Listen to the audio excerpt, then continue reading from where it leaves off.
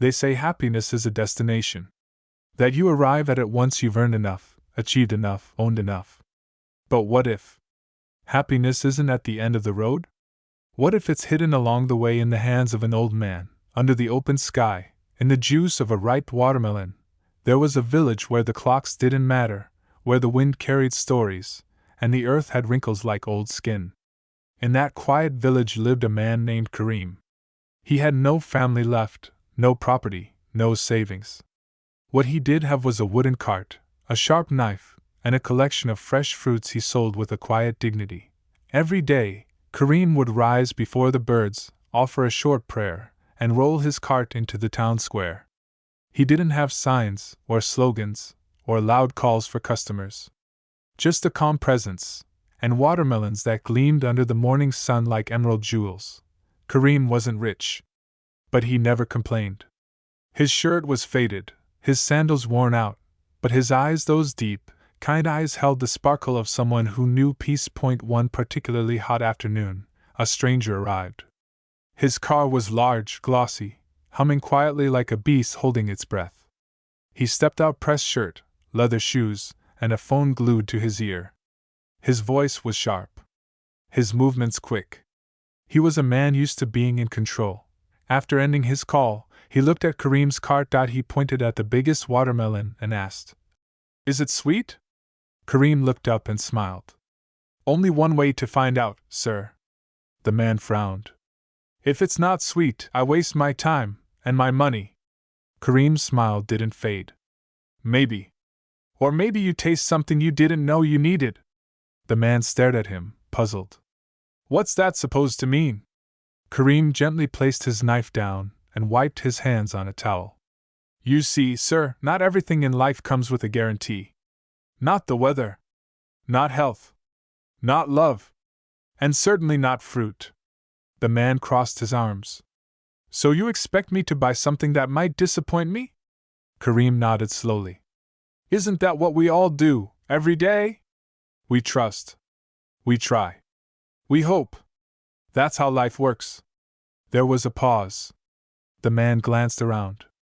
Children were laughing in the distance.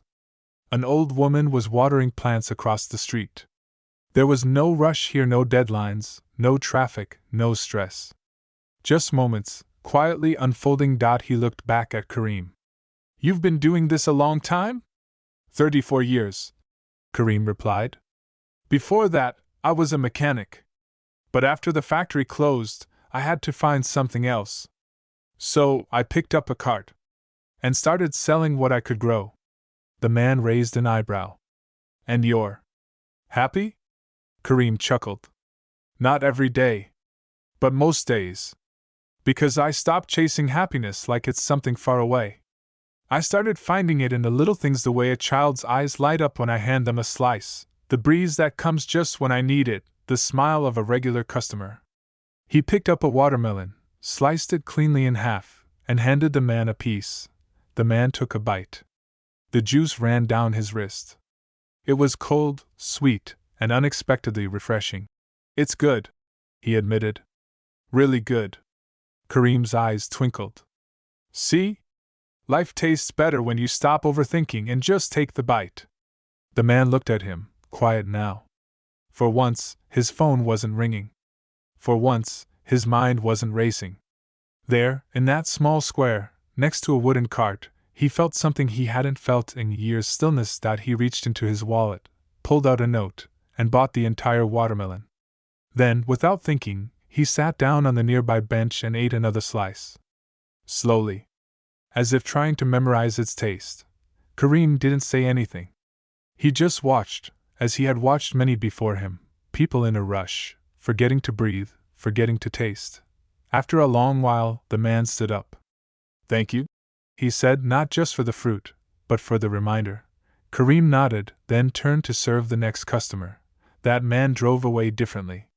Slower. Softer. He didn't just leave with a watermelon. He left with something sweeter and new, understanding. Happiness isn't a thing you buy. It's a choice you make. A moment you accept. A taste you allow. Like a watermelon in the heat, it may not last forever. But while it's here, It can refresh your whole soul. So the next time life offers you something simple, don't judge it too quickly. Don't wait for it to be perfect. Just take the bite. You might be surprised by the sweetness you find,